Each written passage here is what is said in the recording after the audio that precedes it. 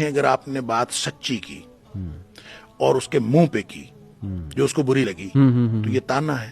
بالکل ٹھیک. ویل لکل ہمزۃ لمزہ. صحیح. اگر آپ نے اس کی غیر موجودگی میں کی اور وہ اس کو بری لگنے والی بات تھی تو وہ غیبت ہو گئی. صحیح صحیح. ٹھیک. ٹھیک. اور اگر آپ نے جھوٹ کہا وہ تو ویسے ہی جھوٹ ہے, اس کی تو اپنی بدبو ہے, معاشرتی طور پر اس کے اثرات ہیں. صحیح.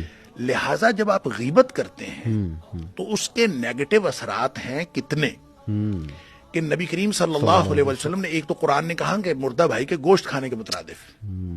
جب آپ نے حضرت صفیہ رضی اللہ تعالیٰ عنہا کے بارے میں, جن کا قد چھوٹا تھا, تو وہ آئیں اور چلی گئیں, اور حضرت عائشہ صدیقہ رضی اللہ تعالیٰ عنہ کے جانے کے بعد ہاتھ کے اشارے سے, جیسے بندہ کہتا ہے کہ دیکھیں یہ بونی سی آئی تھی یا چھوٹے قد کی آئی تھی, زبان سے کچھ نہیں کہا, صحیح, ہاتھ کے اشارے سے کہا کہ دیکھیں یہ ایسی تھی.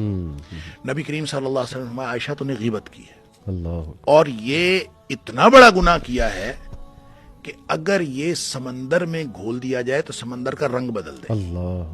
محمد علی صاحب, اگر میں کہیں کسی جگہ پہ بیٹھ کر آپ کی غیبت کروں اور ساری زندگی آپ کو نہ پتہ چلے کہ میں نے غیبت کی ہے, لیکن پھر بھی میرے اور آپ کے تعلقات کے اوپر اس کا اثر ضرور ہوگا. بے شک, بے شک. اور یہ ممکن نہیں ہے کہ اس کے اثرات نہ ہوں. اسی طرح آپ کسی کے لیے اس کی غیر موجودگی میں دعائیں کریں, جی ہاں, جی ہاں, جی ہاں, تو وہ الگ بات ہے کہ نبی پاک صلی اللہ علیہ وسلم نے فرمایا جب آپ غیر موجودگی میں دعا کرتے ہیں تو فرشتہ کا اللہ تعالیٰ مقرر کر دیتا ہے کہ اس کے لیے دعا کرتا ہے. تو یہ, لیکن اس دعا کا آپ معاشرتی تعلقات کے اوپر اثر دیکھیں گے.